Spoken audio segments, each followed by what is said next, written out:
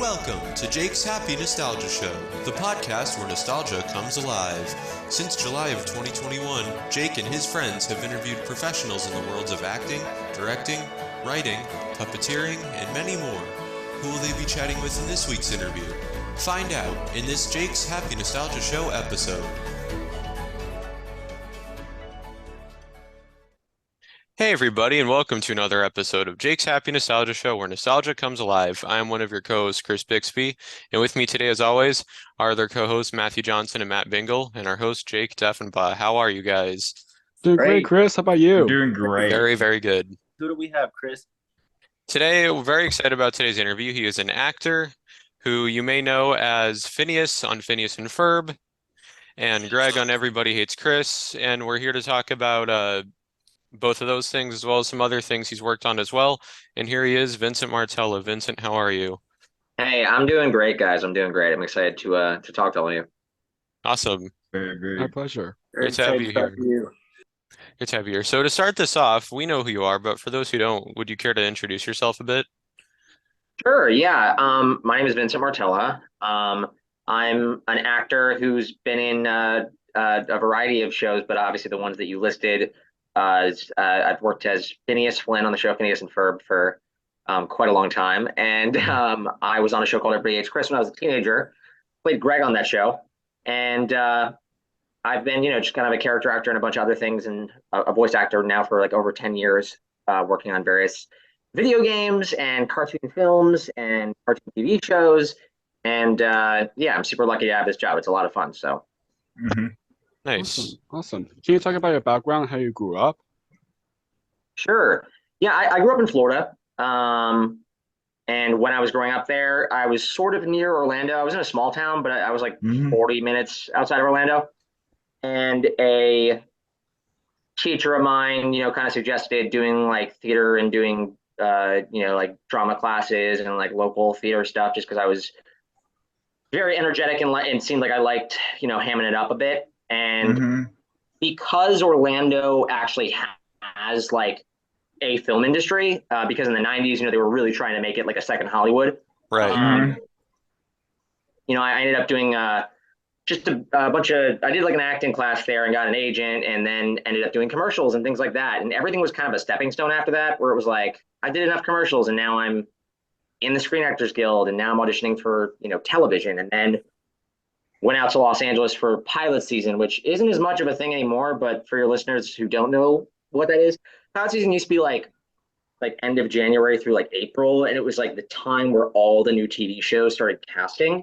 And so that was like the best time to go to Los Angeles to try and like book a role on a TV show. It doesn't really work that way anymore because of streaming and because things are just always happening. Right. But I got lucky when I went out there, and I eventually booked a show called Everybody Hates Chris. And that was kind of a real big jumping off point. And then by the time that was over, I was close to 18. I was already working on Phineas and Ferb at that point. I'd already worked on a bunch of animated stuff, and I just wanted to take it more seriously. And I was like, no, like this is something, especially like the final season of Everybody Hates Chris. I remember I spent a lot of time in the writer's office and getting to know all the writers and like seeing how a TV show was made and being like, this is what this looks like if you make this a career. Like if you want to make this a career, is like there's this whole other side of the industry that obviously I was a teenager, I wasn't really focused on.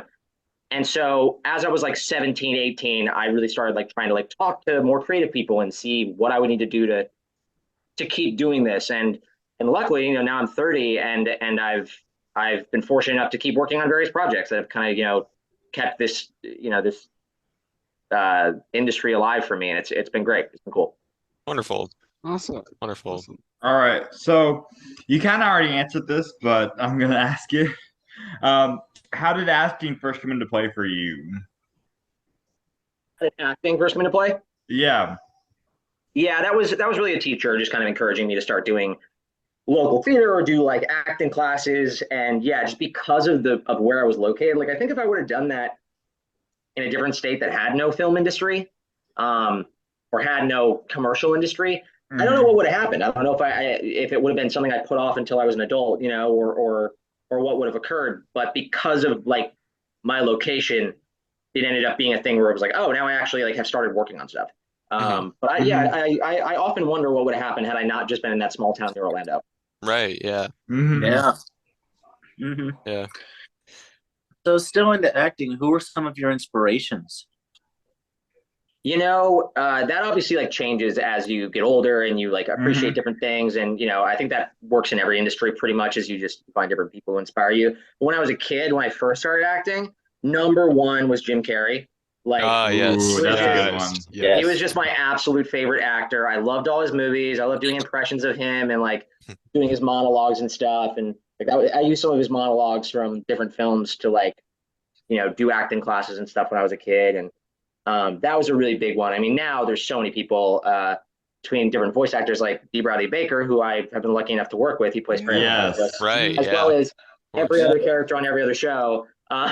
He's someone I really look up to, and Billy West and John DiMaggio and Seth MacFarlane, and then regular actors. It's just such a variety of people. Kind of ever changing as I see new people's work. So yeah, it's changed a bit, but I mean, I still have like quite a soft spot for Jim Carrey, obviously, just because he was a really big comedian in my life and was so famous when I was a kid. Like he was just the biggest thing that had ever happened. I felt like when I was younger. Yeah. Basically, yeah. Mm-hmm. Yeah. Definitely. So, now one of your earliest acting credits was in the Nickelodeon series Ned's a Classified School Survival Guide as the character Scoop. What was it like working on that show? Yeah. I worked on Ned's Declassified right before I booked Everybody Hates Chris. And that was really fun because it was also, I feel like, kind of the beginnings of me like being able to do voice acting, because I was doing like an accent. I was doing a different, like a 40s type of voice that I auditioned with that they liked a lot. And so that gave me experience doing that as well on a set and having like good reception to it, and like having a director be like, oh, this is cool. Like you can do something vocally. And that was a fun time as a kid. I mean, at the time, I don't think I realized that show was like so popular with kids. I don't know why, but I missed it. Like I didn't realize that was actually something so many people watched. And that's always a funny one when people talk to me about that, where they're like, oh my God, you were on that show? I loved that show. And somehow, even though I had worked on it, it wasn't like directly in my sphere. I was watching like Drake and Josh. Oh yeah, of course, yeah. And I was watching like Even Stevens on like when a lot when I was a kid. Like somehow I wasn't actually watching Ned's Declassified when I was on it. I didn't really know that it was like, as I've gotten older, I think I've heard more people be like, that show was a big part of my childhood. So I think that's funny now, like looking back on it, because it was, a great opportunity for me too, just because it was good experience of being on a set and trying things out and being able to play. Yeah, it's cool that you mentioned Even Stevens. We've had a couple people from that show on in the past. Yeah. Oh, nice. Yeah. I loved that show as a kid. Yeah, like we had the person who played Beans. He was cool. Stephen F. Oh, he's really, really nice. Yeah. He's a wonderful guy. Yeah, Yes, definitely. Awesome. Yep. Now, before Phineas and Ferb, as you had mentioned, you had worked on Everybody Hates Chris. What was it like working on that? Yeah, Everybody Hates Chris is great, man. That was a great time. That's like all, not all of them, but a lot of my formative years, because I started working on that when I was like about to turn 13. And then I ended it right around when I was about to turn 18. I was like 17, I think. And so just the experience of, growing into like a young adult on that set and being able to like dress up like the 80s and run around and then learn comedy from all these people who had written on all these amazing, comedies. Like all of our writers came from some great show, and all of them knew so much about comedy and knew how to pitch a joke so well. And all of our directors were from, The Office and from, Monk and all these shows that were so big at the time. And I was getting like, being taught by these people almost. And not almost, I definitely was. And so that was just such a good learning experience as like a young adult wanting to get more into like the entertainment industry, and then also just like a young comedian and a young actor. Yeah. And everyone on our crew was so awesome, and with working with younger people, and I learned so much from them. And then the weird irony of that show is, so we started working on it in 2005, I think, and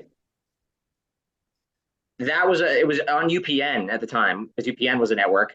And then it changed to the CW, And the That's CW great. kind of figured out, like, CW was like, we don't want to, we're only doing like young, like hot teen, Yeah. Yeah. dramas, and we're like focusing on like Gossip Girl, and then eventually like Riverdale and stuff. Yeah. And then we ended up on Nick at Night right after we Yeah. That's right. right after Yeah. we were done. That's where I watched And- the show. And that's where so many people, like, I got recognized like in public. And I was like a senior in high school, and like I was getting recognized so often. Like it was way more popular than I feel like it had ever been on the CW when it was on Nick at Night. And that was so crazy because we didn't even belong on Nick at Night. Like Nick at Night was actual shows from the 80s. We just took place there. Like it didn't really even make sense that we were on Nick at Night. Because like we were a modern show. It just happened to take place in the 80s. And it got, it was way, way, way more successful there. And so it had this weird second life where we were done with the show. And I think everyone was like, oh my God, are you guys shooting? And I was like, no, we ended that show like a year ago. There's no more episodes ever. And it was such a weird experience like that where it just got so big when we were well done with it, when we were very much done with it. So you brought up, this is a little off topic, but you brought up how you were 13 when you started Everyone Hates Chris, and then you were 18 when you finished it. How old were you when you started voicing Phineas? Yeah, I started voicing Phineas when I was 13. I started working on Phineas and Ferb right after we finished the first season of Everybody Hates Chris. And it was February of 2006. And we premiered, like fully premiered, because we had like a preview episode that came out like after High School Musical 2, I think. But then we had like our legit first season in 2008, because animation obviously takes a very long time. But yeah, definitely. Yeah, so I had done one other animated show for Disney that did not get picked up before, like right around the same time I booked Everybody Hates Chris. I worked on this other show, and it was from the creators of Recess. Do you guys remember that show? Oh yeah. Oh yes. Love Recess. Yeah. Love Recess. Yes. Yeah, and it was this 1970s cartoon called Can You Dig It? Oh wow. And it's the only time I've ever done an ensemble read. Like we had the full cast in studio. Nobody does that anymore. That is super rare. And it's the only project I've ever worked on that did that. And ironically enough, it was also with Ashley Tisdale. Wow. And Wow, I think it was wow. that day that we recorded. These are weird, fun facts for you guys. But I think the day that we recorded that pilot, I think Sweet Life of Zack and Cody was premiering like that night. She was telling all of us to watch it. She was like, I'm on a new show. Wow. And then a year later, I was working on Phineas and Ferb with her. But yeah, I ended up working on that, right after we started, or right after we finished season 1 of Reprising. So it was all happening right around the same time. It was crazy. Oh wow. I bet. That is crazy. Yeah. Yeah. That's crazy. Do you have any favorite episodes of Everybody Hates Chris? Favorite episodes of Everybody Hates Chris? We had an early on episode where like Chris comes over to my house and we like play Atari together, and my dad gets mad at me for like having him over, and our dads like connect and have a whole thing. I remember really like loving that episode when I was a kid. I haven't watched Everybody Hates Chris in a really long time, but I remember that being one of my favorite episodes because like it was like one of the only episodes where we were at my house. Like my character like had a house, and he like saw his like parents, saw one of his parents, and so it was just like, oh, that's kind of cool. Like you get to like see like my dad, and then He has a house. Yeah. He has a house. Kind of cool for me Yay. at the time, because I was like, whoa, he has like a dad. He has a house and parents. Yeah. Yeah. There are a lot of great ones. Mm-hmm. Oh, thank you. Yeah, I mean, dude, our writers were great on that show, and so were our directors. It was a really cool experience. Nice, awesome. Yeah, and it was based off of Chris Rock's real life too. Yeah, loosely, like they were very loose, but it was there was some truth in there for sure. But yeah, and he was pretty involved in the show early on. I mean, for season 1, he was there a lot. In season 2, and he directed a couple episodes. He was in one. He was in one episode, and that was cool because I actually got to like act with him. And like you work had with to him. act with Chris Rock. Yeah, I think we had like a couple scenes together. He was like our guidance counselor, I'm pretty sure, in an episode. Oh my Oh, wow. gosh. That is that's crazy. That's It crazy. was crazy, yeah. That's cool. Yeah. How did you land the voice of Phineas Flynn on Phineas and Ferb?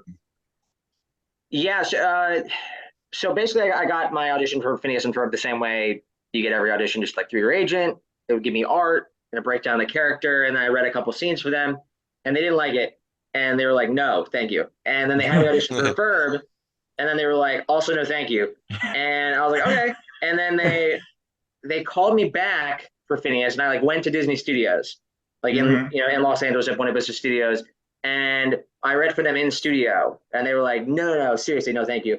And then like 6 months later, when I was back in Florida because we had finished shooting Everybody Hates Chris, I got a call from my agent, and they were like, "Do you remember something called Phineas and Ferb? Because they want you to like record the pilot like next week at Disney World." And what had ended up happening was the wonderful casting department, Sarah Sherman, who's still an amazing casting director and voice director.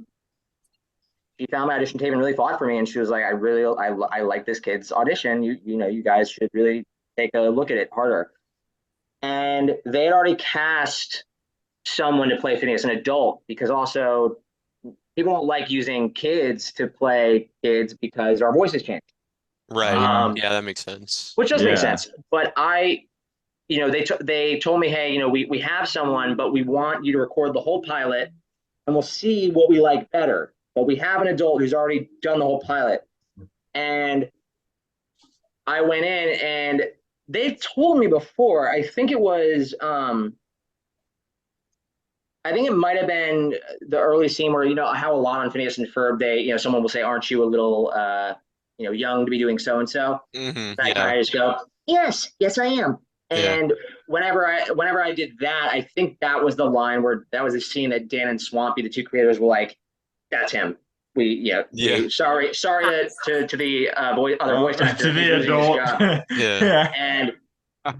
And I found that out much later that was like the scene. But yeah, then I did it all by myself at a studio at Disney World. I wasn't with anybody else. I was literally in a giant room by myself. Couldn't see anybody.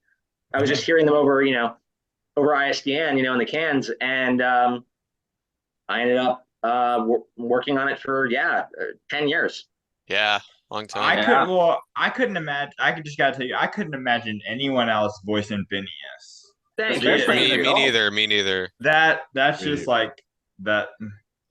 Thanks. Yeah. No. I mean, it's a lot of people will often ask me too, just about, because especially for like interview purposes, everyone's like, "Well, pick a favorite of like something you've done or like something that's you think is the best."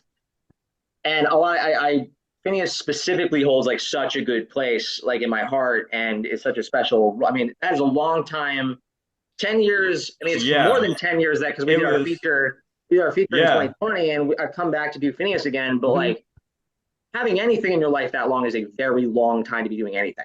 And then you also did the Milo Murphy's Law episode. Yeah. Let alone being able to do a character that then really meant a lot to a lot of people, and so. He's a really special character for me, and I don't take that for granted because it's very, very cool. Yeah, and it was one of Disney's most popular animated shows. Still is. Yeah. We did really, really well for Disney, which was awesome. And there's so many. I was at a convention recently, like at a Comic-Con, and I was talking on a panel about this, where it's like the very specific Disney things that I've been a part of because of Phineas and Ferb, where like there were like Phineas and Ferb walk around characters at the park, like people that's right, and like just being honest with you guys, like just being like this, most likely I will never work on something that gets that again. Like that is really rare. That is such a rare thing where you have those characters like in the Christmas parade and like doing meet and greets. Like I'd have to work on a huge Pixar movie or something. Like I'd have to work or one of the Disney animations, like, and a lot of times they cast very famous people to play those roles, like actual celebrities. So just the odds of me ever getting to do something like that again, that gets to have that, or like there's a Perry the Platypus like Mickey ears that people wear at the park. Like there's just things like that I was exposed to because of this job that like truly are mind blowing. Just even as an actor, where I'm like, I don't know if I'll ever get to be part of something that has that type of impact on Disney again. And it's cool, man. It's really, really cool. It was an awesome experience. Yeah. And And there was also, speaking of the Disney Walker up, there was also a Phineas and Ferb tour, a live show. Yeah. Yeah. That's Yeah, right. I remember at that. California Adventure, and we had an attraction at Epcot. They just changed it to DuckTales, but we had an attraction at Epcot as well, where you like use your cell phones like an Agent P thing around the showcase. Yeah, the Perry the Platypus things. Yeah. Yeah, I mean, yeah, it's crazy. It's wild, and it's just really cool. It's something that I can't believe it was a part of my career. I know. Definitely. In terms of Phineas and Ferb, what was it like working with all the other voice actors, or I should say actors in the crew for the first time? Yeah, I mean, what was crazy about Phineas and Ferb too is we had so many amazing like guest actors, Oh like yeah, a lot of really Definitely. famous voice actors and live action actors, actors of every kind, were part of the show, not just because we were lucky to have so many episodes, but also because their kids liked the show and so they wanted to be part of it, you know? Yeah. And Yeah. we'd have stuff where like Ben Stiller would be on an episode and like, you know, Oh, like yeah, Tina yeah. Fey would do something. And, you know, also because, you know, as I mentioned earlier, like I never worked with any of the other actors really in booth. Like, I mean, there was like a handful of times where I'd have to record, like we were in a time crunch. And so I'd be like thrown in the studio real quick to do like one scene with somebody. But I got to know everyone more like in between sessions because we'd all be at the studio, you know, kind of in a at row. panels. Or at Yeah. panels, Or at yeah. Comic-Con or at, you know, the Emmys or some promotional event. But I got to know obviously Dan and Swampy, the creators, and also Dan plays Duvenschmertz and Swampy played Major Monogram. I know them really, really well because they were at almost, I mean, they were at a lot of the records. Like it was one or the other, and sometimes both. Like near closer towards the end, then it was both of them all the time. But Dan was directing so many episodes. Like he was at the studio, he was at the animation studio, he was all over the place. Him and Swampy, but I got to know them the best, and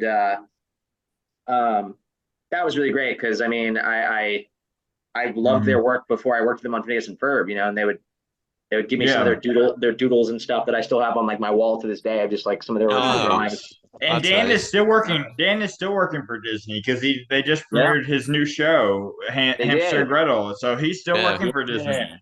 Yeah, and I mean, what was crazy about Hamster and Gretel, I forget who I was talking to about this recently, but I think it was at the convention actually still. But someone was asking me about that show, and I was like, it's so crazy because during the early part of the pandemic, I was living in New York, and you know, New York was very shut down. You know, you couldn't go anywhere. Like the city was a ghost town. Yeah. And Los Angeles was pretty shut down too. And so me and Dan were just in our houses, and we were talking all the time. Like we were talking like once a day, and at least. And he was sending me his animatics for his new show for Hamster and Gretel, and he was telling me all about it. So I was there. I felt like I had like the inside track on like what that show was going to be 2 years before it premiered, and just seeing all the early stuff and him talking about who he was hiring, like which writers he wanted to bring in and stuff. And yeah, Dan's crazy talented. I mean, so is Swampy. They both are, and they're always going to be making something. The two of them are very, very talented. Definitely, yes, they are. Yeah. Absolutely. And it also keeps that same style that it like looks like it keeps that same style that Phineas and Ferb had, like the kind of animation. So Animation style, yeah. Dan certainly has like an aesthetic that his animation looks like, especially in kind of this universe that he's built on Disney, the Dan Povenmire cinematic universe. I hope Phineas gets to visit Hamster and Gretel. That'd be cool. That would be cool. That would be cool. Yeah. I could definitely see it happening sometime in the future. Yeah, since it happened with Milo Murphy, I can see it happening. Oh yeah, with Hamster and Gretel. Definitely. It might. Who knows? Yeah, but we'll have to see what the future holds. Yeah. Of course. Of course. All right. Well, you know, he kind of already did. I actually want to say it to it. So I know Matthew wants Phineas is. So basically, Matthew wants where Phineas wanted to say, "Hey, Ferb, what do you want to do today?" I know what we're gonna do today. Yeah, you should. Can you say that in Phineas's voice? Yeah. So Ferb, what do you want to do today? Yeah. Oh, that's awesome. Oh my gosh! All right. That's awesome. So go ahead, Matthew. It's crazy that you can still do the voice for Phineas. Yeah. Yeah, I mean, it's I don't think it'll ever leave. I think it's always going to be something I'll be able to have and be able to do. And what's crazy is I remember when we were doing the movie, it was just so weird stepping back in and doing it after, it was like a 2-3 year break that I hadn't done anything with Phineas. Because just stepping back into the studio and recording the movie was crazy just after that, amount of time. Yeah, definitely.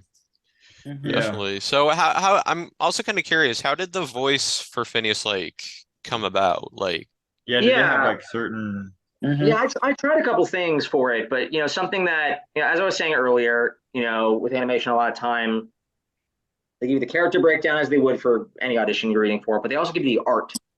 And the art I find so important when I'm doing voice acting and when I'm reading for a cartoon. Because that's so important to see if your voice will fit, if your voice would look like that. And it doesn't always have to match. Sometimes it's funnier when it doesn't, but they really stress that Phineas is very imaginative and very creative and very excited and very passionate about all these inventions. And his main character traits are, his optimism and I wanted to use a voice that it would almost sound weird if I wasn't happy. And it would almost you wouldn't want to hear that voice sound sad. I wanted it to be a voice that makes you smile. Like when you hear it, you're just like, oh my gosh, that's such an adorable, just happened fun. to me. Yeah. And so that was really my main goal doing that. And I think it had that effect. I think it worked out.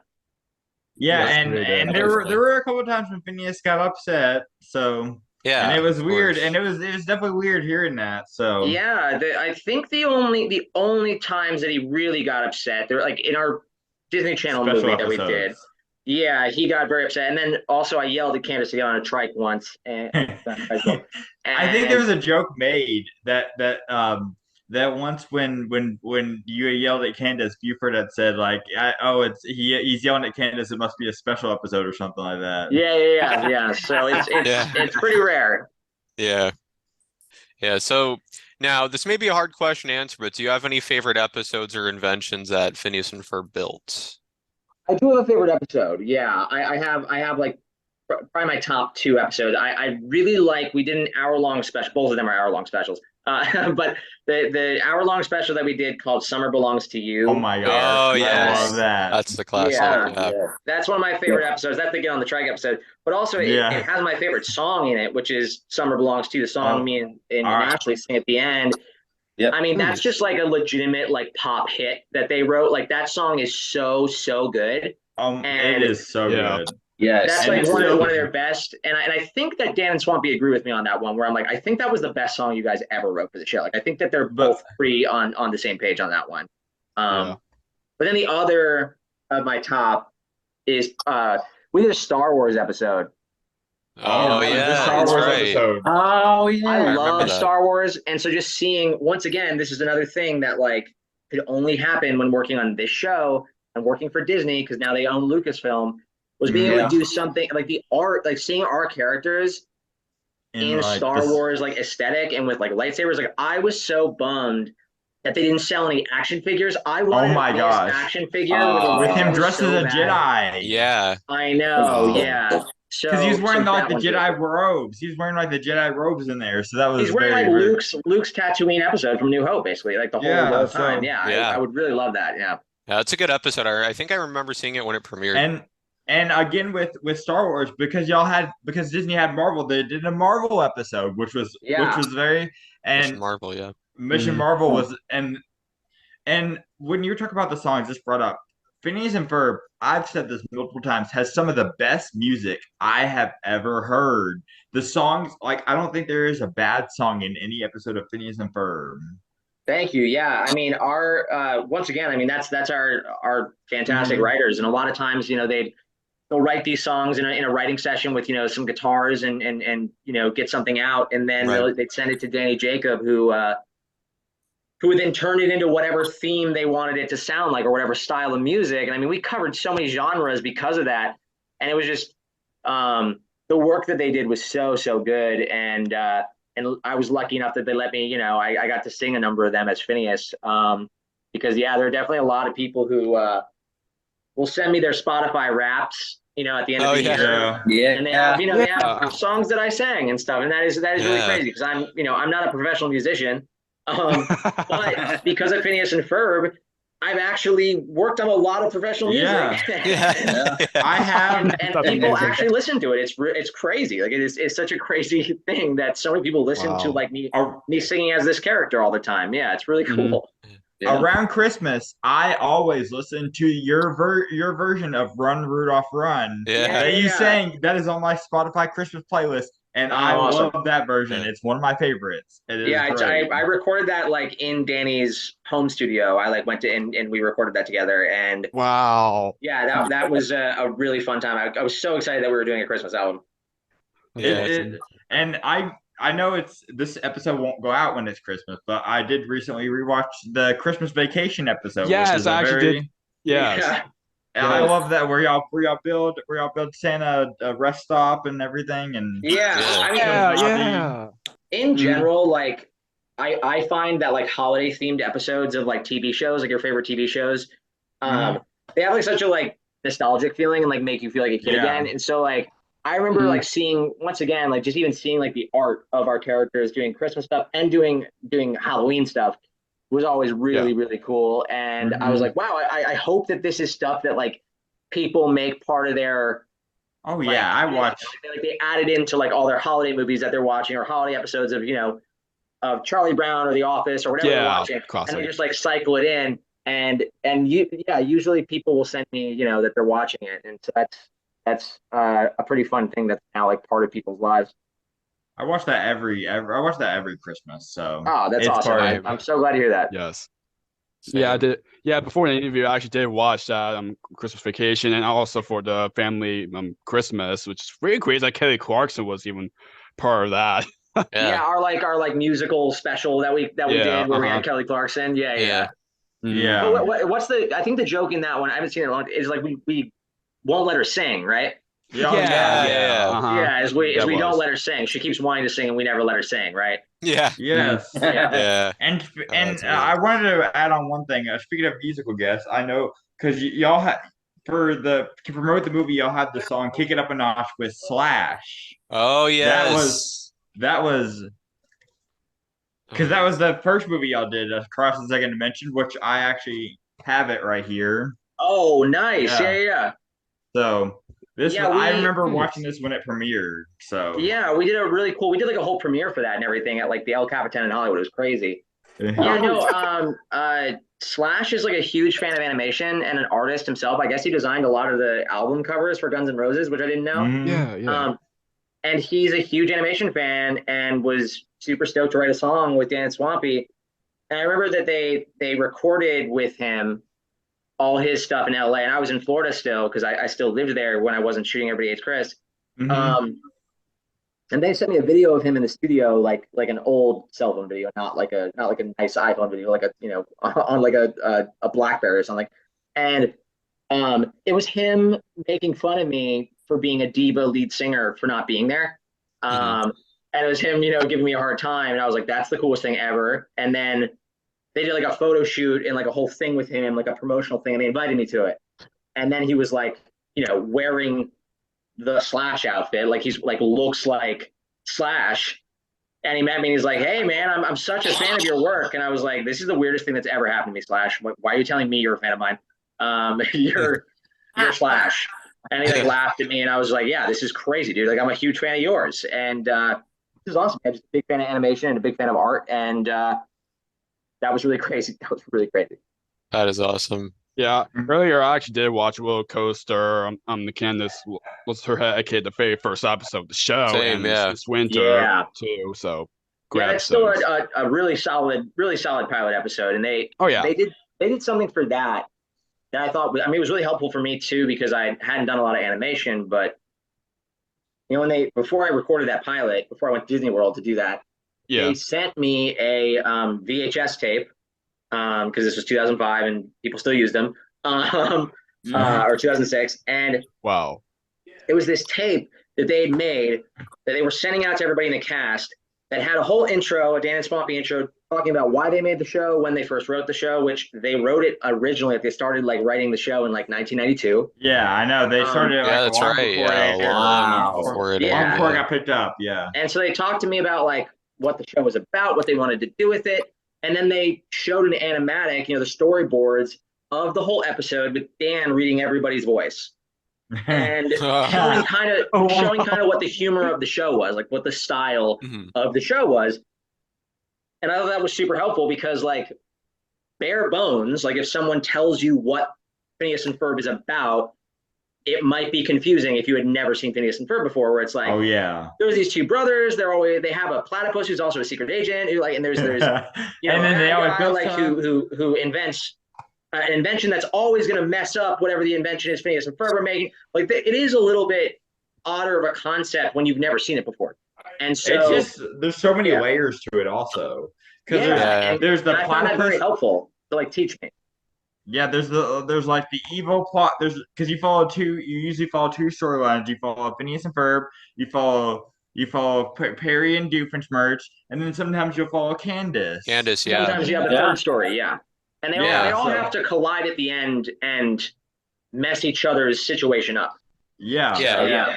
Because Candace will come back. Phineas and Ferb's invention is gone when she's trying to bust them, and then at the same what? Look at this. Yeah, and then Perry will come back. Oh, there you are, Perry. Yeah. Oh, there you are, Perry. And and I do love the episodes, the few times where Phineas has got to interact with Doofenshmirtz. Like in both of the movies, he's got to interact with Doofenshmirtz, and I just thought those were hilarious when he interacts with. And I specifically across the second dimension when he figures out that when Perry's trying to stop him from opening the portal, and Perry's just doing all kinds of stuff about trying to give away his identity. So I like when you mix and match characters and they get to interact with each other when you don't really, you haven't really seen these characters with each other a lot. I like that in TV shows in general, and so it's fun when we do it in ours. Yeah, definitely. Yeah, who are some of your favorite celebrity guest stars that have appeared on the show?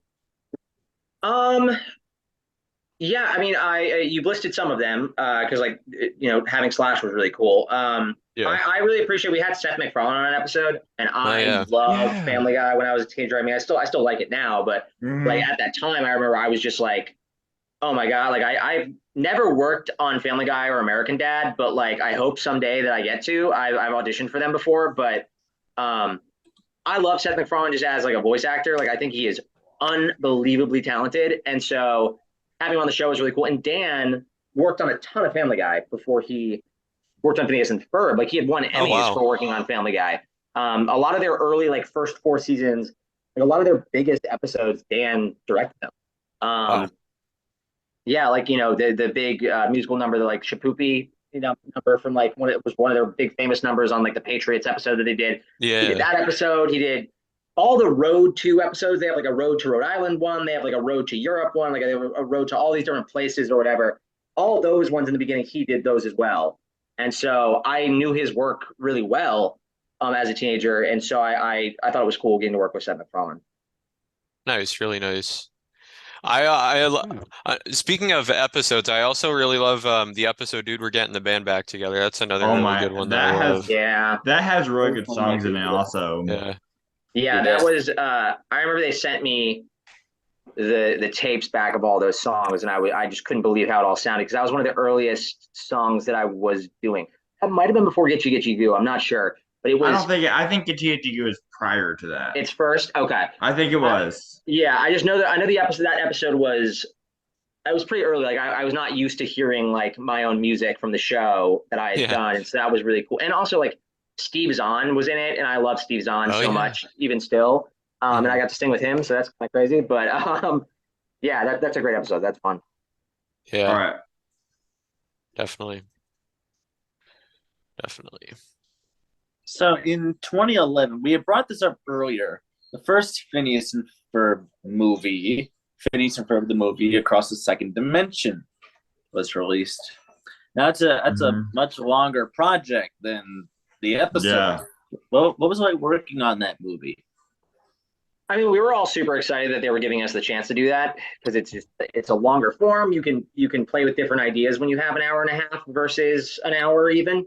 And we got to have like I said, we had a big premiere, and the carpet was like the color of Perry. Like instead of a red carpet, it was like a teal carpet. Oh my and Yeah. it was at Disney's theater. It was at the El Capitan, so it was just like a whole big event.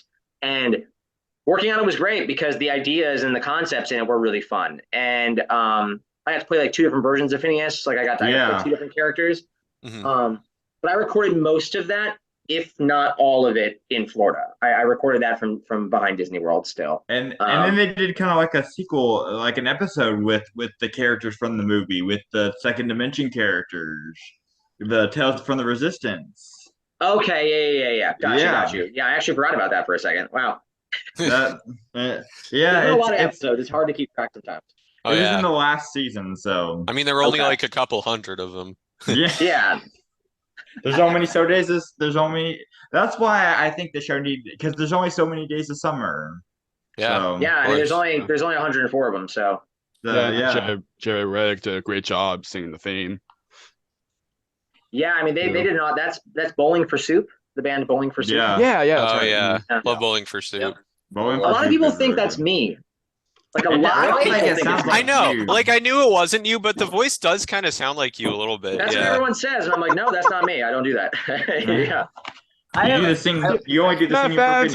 That's not him doing it. I have never heard that before. Wow. I don't think That's I've crazy. either. Yeah. Like Wow. I could kind of hear it a little bit, but I just knew it wasn't you. Like even before I knew it was Bowling for Soup, I knew that it wasn't you because they had that done before I worked on the show. Like the day I worked on the show, they played it for me. Like when I worked on the pilot, because I had to add in the little call and response things that I have. Yeah. They played it for me. Yeah, that song, the theme song, was already done by the time that I even recorded it. But yeah, for some reason, a lot of fans have thought that it was me before. I don't know. All right. Wow.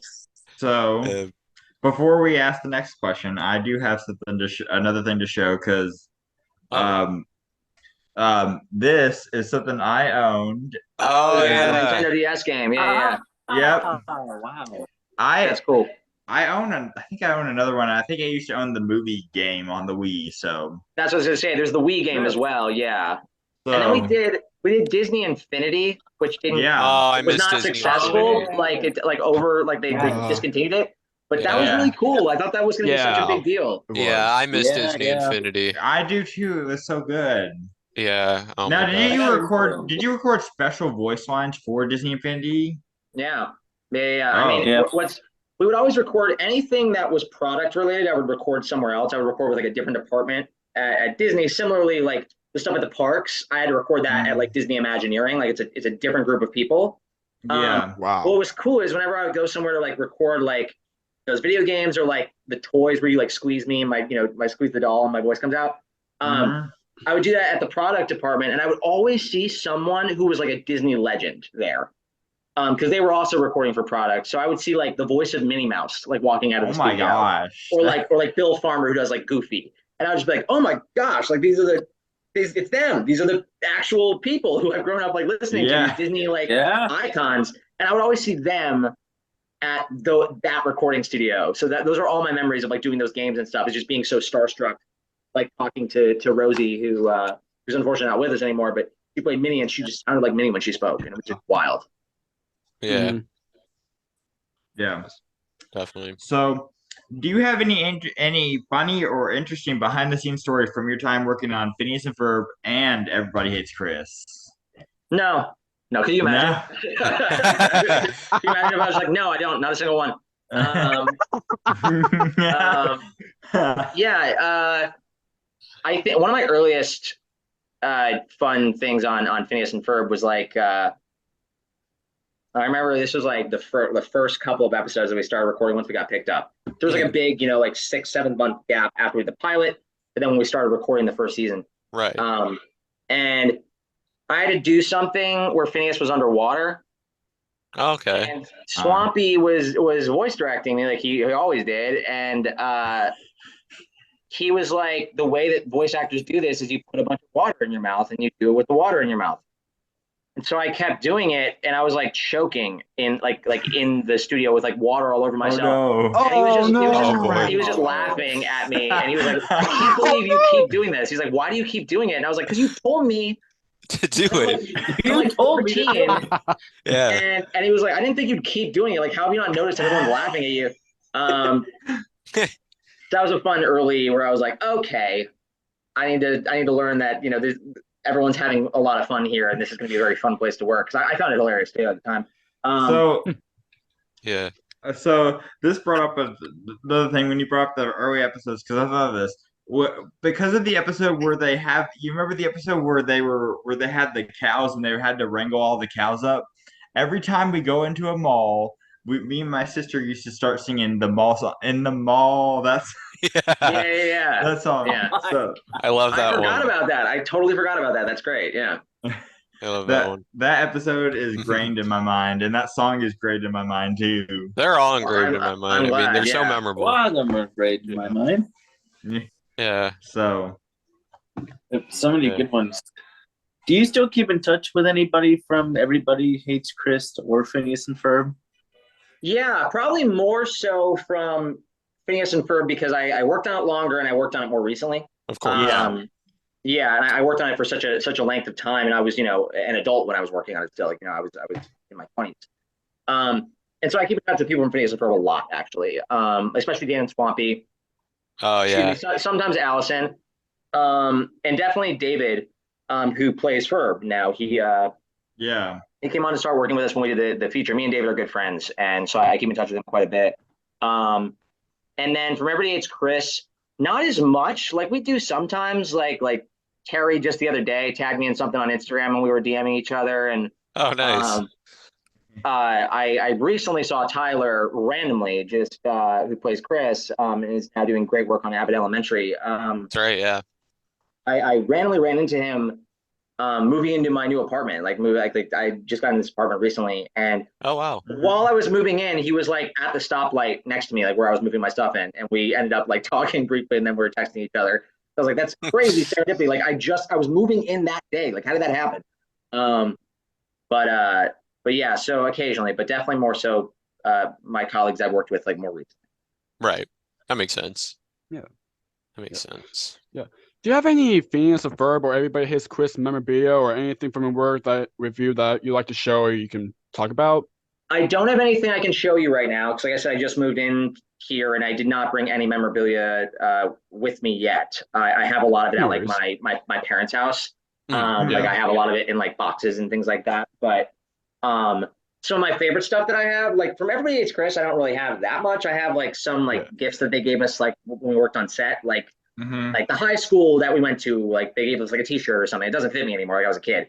Like I kept it. Like there's like a backpack that says Everybody Hates Chris on it, but I'm not gonna like walk around with that and like use it. Right. Yeah. But for Phineas and Ferb, I have a lot of really good stuff because Phineas and Ferb is we were like right at the end of, I feel like, when kids were playing with like toys more than electronics.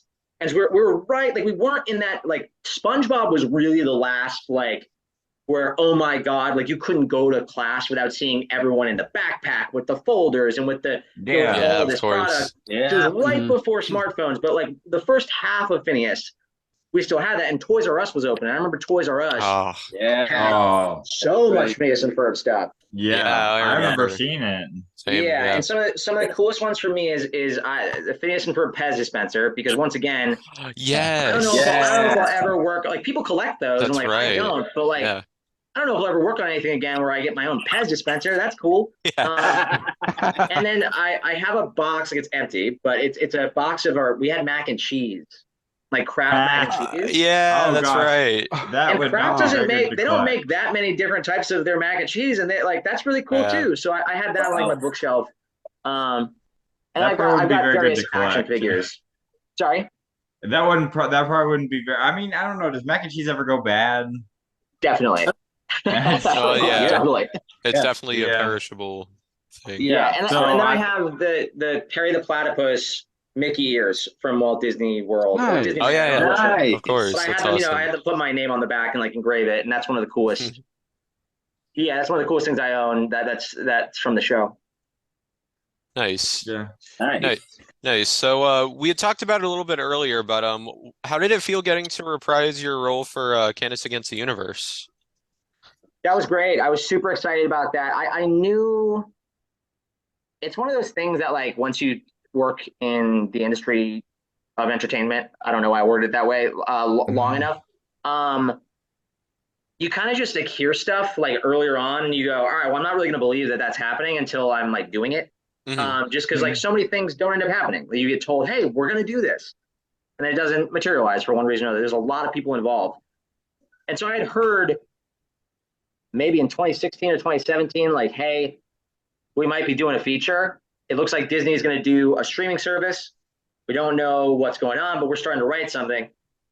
And then they had a really good script for something that Disney did not go with. And I do hope someday we get to do that script. But they wrote a whole other script, and that's what you guys got, which is Candace Against the Universe. But even after I read the script, I was like, all right, I mean, like, let's see, like, if we ever do it. And then I think it was 2018 we started shooting it, and then we finished it. I finished it in my apartment. Yeah, because of the pandemic. Wasn't it during the pandemic? Yeah, it was in my apartment in New York. I finished it. Like Disney sent me a.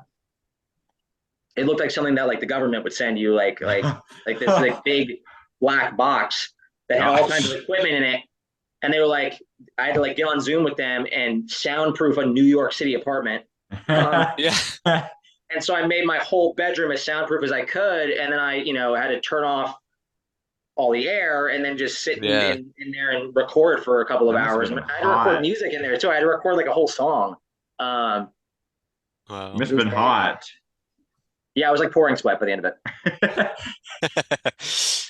Yeah, but black box being sent to you, totally not suspicious at all. It had like microphones and like a laptop and like different equipment and like a wow, preamp and all this different stuff that I was supposed to use. And yeah, then they directed me exactly how to put it all up, and we finished it. Nice, really nice. All right. Overall, how does it feel to know that Phineas and Ferb and Everybody Hates Chris have become such a success throughout their runs? I mean, it's not something I take for granted. I would have been lucky to have worked on, one successful TV show, and luckily I've been able to work on a couple of them, and I know that these two are things that mean a lot to people. And what's really crazy is, I'm not super involved on TikTok, but Phineas and Ferb, all of our music ends up being big on TikTok, and like there's all kinds of trends and stuff. Like just recently, the squirrels in my pants trend. Like, that's right. Like Jimmy Fallon did it. Like it's crazy that these it's just a thing that's still in people's lives, and so it's seems like a new generation found the show. And I've definitely had people tell me that they grew up watching it and they're showing it to their kids now. And that's just wonderful. That's just a really special thing to be a part of something that people want to pass down to their kids. And it's so much easier to access now that all the seasons are on Disney Plus. We have the season, we have all 4 seasons, both of the movies. Both movies. And so definitely. So now it's much easier to show people now that it's on Disney Plus. Yeah, we never sold like DVD box sets. That was never a thing that we did. And it's like we never stuff like this. Yeah, like stuff like this. Yeah. I think Nickelodeon mostly did those box sets. Those box sets. I think Nickelodeon mostly did that with their shows. Yeah, Disney didn't really. Yeah. Nope. It would be cool to see. I mean, even though it is on Disney Plus, it would be cool to see a box set because they did that with the Proud Family. Yeah, that's right. They did. Yeah, maybe someday. I mean, it's hard to predict what Disney will do with that type of stuff. Because also Disney does revivals and like they release stuff from their vault, and they have a whole system going on. So I'm usually the last to know about stuff like that. But it would be cool. It would definitely be cool to see. It would. Yeah. Yes. Definitely. Yeah, it's so probably amazing expensive. Yeah. Oh yeah. It's amazing that Phineas and Ferb be on Disney Plus. Probably very expensive. Yeah. Very expensive. Yeah, it's crazy that Phineas and Ferb's on Disney Plus. How it goes to show how big the show really is and still is today. So. Yeah. It's I hope it keeps being a thing in people's lives, and I I hope that Disney Plus wants to do more content with us, and I know we're all happy to do it, but yeah, I'm glad that people are still watching it. Yeah, definitely. Yeah. So overall, what do you enjoy most about your work as an actor over the years? In what way, I guess? What do I enjoy most? Like an experience, or like a project, or what? In general, what do you enjoy most about I guess your experience. Like all the experiences you've I think had as an actor. what I've enjoyed the most is getting to be on different sets and getting to record different things, and just like being part of the process, like this creative process, working with a lot of other people who are really creative and really talented. That's always the most exciting to me, is when I'm working with someone who I'm like, this person's really passionate, they're really good at what they do, and their creativity is making me better. Like, I'm going to be better after this experience because I worked with this person. And a lot of times that's something that I find the most exciting. Especially when you work with another actor, or you're working with a musician who's, I learned so much about music because of Phineas and Ferb, and I learned so much about animation, about comedy, and about doing, different voices. And so it's helping other people be better, and realizing their image, or their dream, and then them doing the same for me. It's a pretty communal thing when you work creatively with people, and so I think that's my favorite. Of course, Awesome. definitely. Awesome. Definitely. Absolutely. So we've talked a lot about your work from the past. Can you talk about any projects that you're currently working on? Yeah, I'm working on a like young kids show for Disney Plus right now. Nice. Yeah, and earlier this year I also worked on like a medical drama called New Amsterdam, and so I did an episode of that in their last season. And so that was really fun because I got to do something live action again for a second, and got to be a fun character actor for the week, and that was really exciting. Yeah. Awesome. But I bet you can't say very much about this Disney Plus show that you're working on. Yeah, it's probably in its very early stages. Not yet. But I can't wait to see it when it comes out. Yeah, definitely. I'm looking forward to it. Very excited about it. Definitely. So now, as an actor, there must, obviously, there must be some challenges. What challenges would you say you faced as an actor? I think the one big downside to doing a lot of creative things, it's not just acting. I know it's this way with musicians and with dancers and with writers and artists, any kind of performers. Yeah, artists is it's not always up to you when you get to do your job. Like, I make a lot of content with other creative people that I know, and I did a lot of live comedy in New York when I lived there. Obviously before COVID. And so you're always able to like stretch your legs creatively and stuff like that. But like, if it's up to me, I want to work on every cartoon I audition for. I want to work on so many sets and it's not really up to you all the time. And I think that's probably the hardest part about doing something creatively, is it's like, if you care about it and you love it, which I definitely do, I want to work on so many different things. I always want to be in the studio recording a new cartoon or a new video game, and having a new experience and getting better. And so the amount of stuff you can control, you get to control, and you get to, like I said, create stuff with other people and create stuff for yourself. But yeah, it's the amount of, always wanting to do the thing that you love. And I think that's the hardest part. Yeah. What piece of advice would you give to anyone who wants to get into acting and voice acting, or Yeah, I mean, it's with acting in general, it's just, if you really care about it and you enjoy it a lot, just do your best to work on the craft, and know that it is very difficult. It's very hard to get to work on good stuff, and there's a lot of rejection in the entertainment industry. It's mostly rejection. It is mostly no. It is mostly no, thank you, we don't like this. And it's so rewarding when you get the yes, but there's a lot of no's unless you're very famous. But then when it comes to voice acting, I just feel like there aren't as many resources as there should be for voice actors. There's some great workshops and great voice acting coaching that you can do, and I encourage people to do that, as well as my good friend and coworker D. Bradley Baker, who I mentioned earlier, he runs a website called iwanttobeavoiceactor.com. And it's amazing. Like, it's such a good resource for people who are interested in voice acting. Even people like I've gone on there numerous times and read stuff, even in my own history of being a voice actor. But it's super informative and helpful to understand the industry, to understand how you can better set up your home setup if you need to. And it's cool that he did that because he is one of the biggest voice actors. I was going to say, because he's in like everything. Yeah. Like if it's animation, he was. I know he was in the Star Wars Bad Batch series. He was in that. Yeah. So he was in Avatar. He was in Codename Kids Next Door. He was in. If you think of an animated show, he was probably he's in it. Yeah, he's in it. And then he voiced Perry, and he's so good at doing animal noises too. They'll do stuff where like they've had him do like animal noises for like some of the rides at Disneyland because like you sound better than the B-roll footage of like the seagulls. He's really talented. He's really good at what he does, man. Yeah.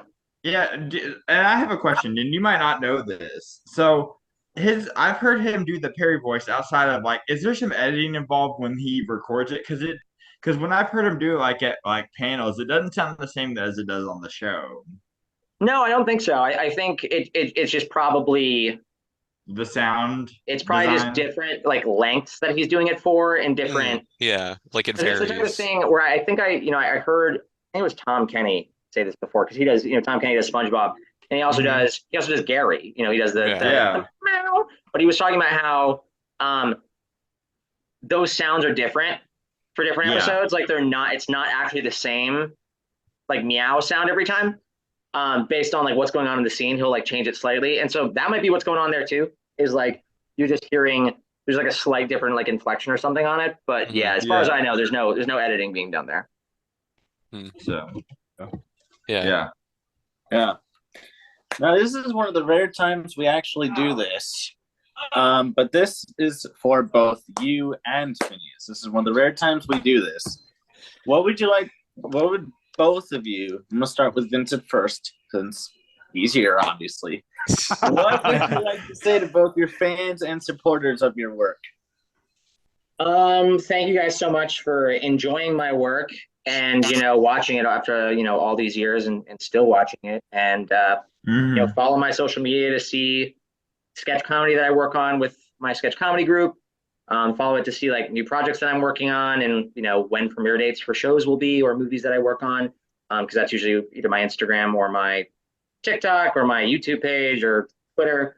Any of those really, and you'll be able to see when, new cartoons are coming out and things like that. Yeah. So, and now Phineas, what would you have to say to all your fans and supporters? Well, I just gotta say thank you so much for supporting me and my brother Ferb. And he'd say thank you too, but he really is more of a man of action, so he can't really talk to you right now. But thank you so much for going on amazing adventures with me and my brother all summer. We have had the best time. Yes. Oh, that's great to hear. And your social media and everything will be in the description down below, so people can follow you. So since we're close to wrapping up, this last question that Matthew's going to ask is basically the question we ask all of our guests at the end. It's a staple in every episode. Yeah. Okay. So our show is, of course, called Jake's Happy Nostalgia Show. So when you think of nostalgia, what do you think of, or how do you find how do you define the word nostalgia? To me, the most nostalgic things for me are things from when I was very young.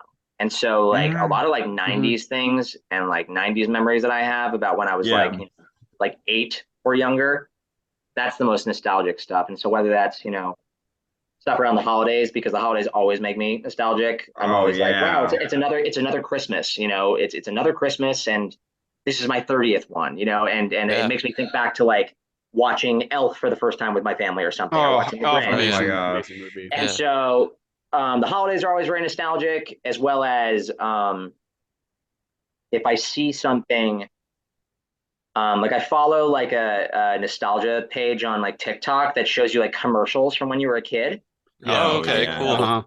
And that one is so crazy because that really every time I see one of those, that is like, oh my God, I do remember this. This is so weird. This is from like 2000. Yeah.